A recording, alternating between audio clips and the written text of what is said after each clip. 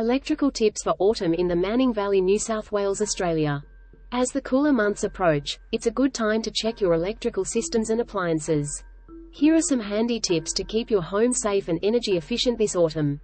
Give your heaters a once-over before firing them up. Reverse your ceiling fans. This simple trick can help you stay toasty without cranking the heat. Take a few minutes to clean or replace filters in your air conditioners, heaters, and clothes dryers. Check for drafts. Cold air sneaking in through gaps and cracks can make your heaters struggle. Seal any drafts with caulk or weather strips to keep the warm air inside where it belongs. Pay special attention to windows, doors, and electrical outlets. Review your safety switches. Don't risk an electrical shock or fire hazard. Test your safety switches, RCDs, every 3 months by hitting the Test button. If the switch doesn't trip, call a Sparky to get it checked and replaced if needed.